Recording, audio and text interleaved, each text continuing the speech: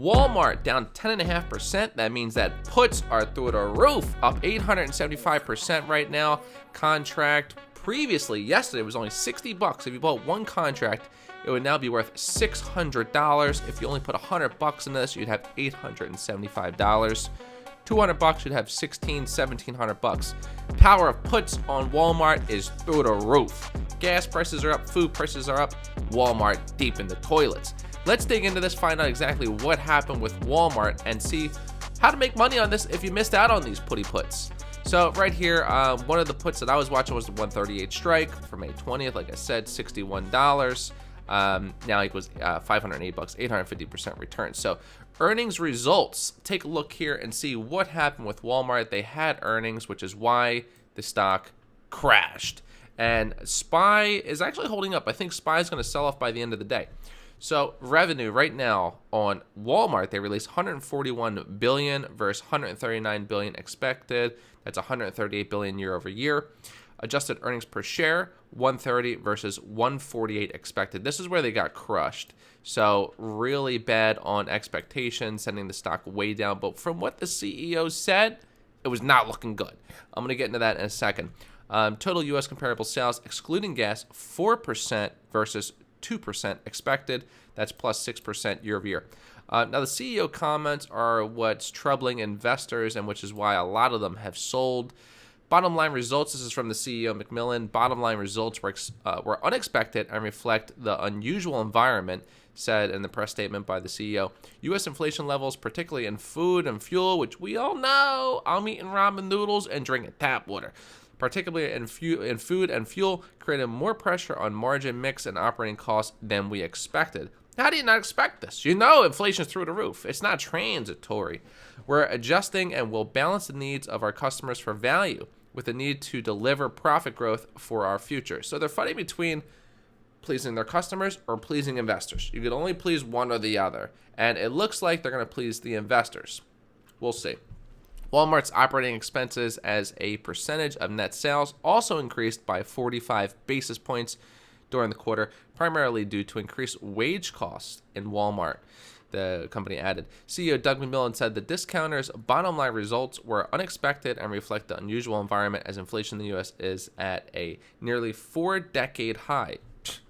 We all know this, but for some reason, the government doesn't. Okay, so future of Walmart, what's going to happen going forward? Let's dig into this, some of the information I clipped. The company cut its profit outlook and now sees a decrease of about 1% in earnings per share for the full year compared to prior outlook of an increase by mid-single digits. So this is massive. This is what's driving investors away, liquidating, getting out of Walmart. Maybe Kmart's going to come back. Maybe Sears comes back. Maybe some other market or wholesale company, not wholesale company, but maybe some other company that was big back in the day comes back. Maybe we revive JCPenney. These companies that care about the customer, they cared so much they didn't want to raise prices that they went out of business. So they cut the profit outlook, which means they're lowering expectations for the next quarter, maybe even the next few quarters. So when they lower the outlook, what they think of what's going to happen in the future earnings release, then it's more likely to beat. So it's good for investors to buy after things settle. Also, they have supply chain problems. We all know this, and that's affecting the company as well. Also, Walmart's running out of stock. Things are empty. The shelves are not as full as they used to be. It's hard to get things. It's hard to get rice and canned goods. Inflation's hitting. Baby formula. All these things are not showing up on the shelves anymore. It's harder to find, harder to get, and it's only going to get worse. So Walmart does have some more downside. So here's a look at Walmart. We have a major support that's failing. We are inching below, and now we're bouncing slightly above it. We're testing it. It's around 132, so we're hovering at 132. Walmart has been holding this line for quite a while. It fell below here in March of 21. It broke through here in August of 2020, and it's been kind of holding above this line here for some time.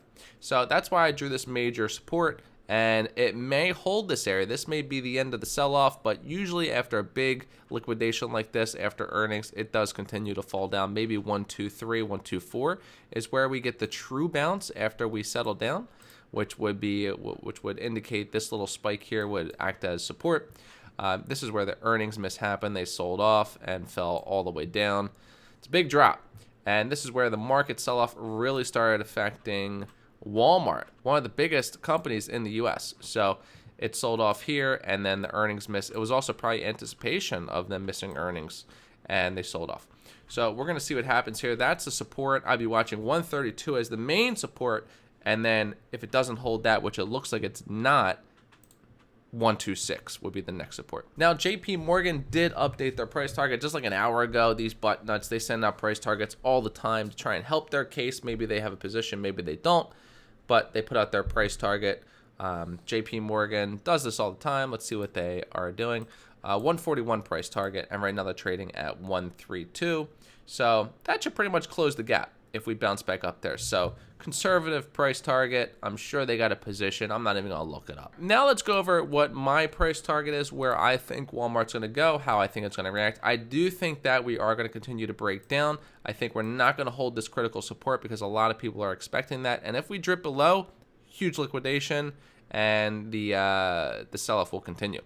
Bounce off 126, and then around here, we need some time. Walmart is not a fast-moving stock. It does have some nice spikes here and there, but overall, not too fast-moving, so I would expect it to come down, settle around here, and if I do see a settlement, maybe a 2-bottom touch or a 3-bottom touch, I'll be looking to buy.